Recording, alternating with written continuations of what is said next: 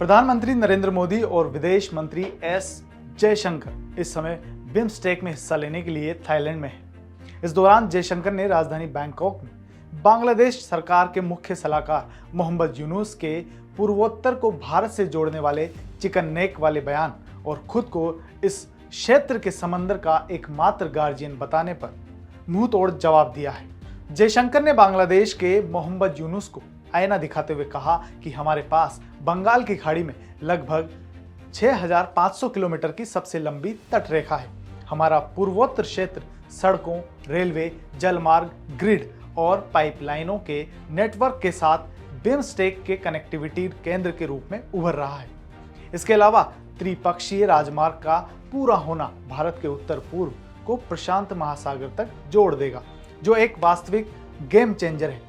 हम इस बात के प्रति सचेत हैं कि इस बड़े भूगोल में वस्तुओं, सेवाओं और लोगों के सुचारू प्रवाह के लिए हमारा सहयोग और सुविधा एक आवश्यक शर्त है। इस भू रणनीतिक कारक को ध्यान में रखते हुए हमने पिछले दशक में बिम्स्टेक को मजबूत करने के लिए बढ़ती ऊर्जा और ध्यान समर्पित किया है। दरअसल कुछ दिन पहले मोहम्मद यूनुस चीन के दौरे पर थे। वहां उन्होंने कहा, भारत का पूर्वोत्तर इलाका लैंडलॉक्ड है।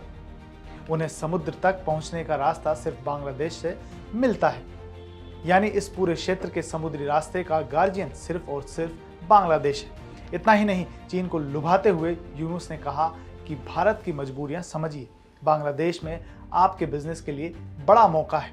बस यहीं से बवाल मच गया। यूनुस ने जब पूर्वोत्तर भारत के लैंडलॉक्ड होने की बात की तो एक शब्द बार बार गूंजा, चिकन नेक। अब ये चिकन नेक क्या है? दरअसल सिलीगुड़ी कॉरिडोर, जिसे चिकन नेक कहते हैं, वही सकरी पट्टी है जो भारत के मेनलैंड को पूर्वोत्तर राज्यों से जोड़ती है। इसकी चौड़ाई सिर्फ 20-22 किलोमीटर है और लंबाई 60 किलोमीटर।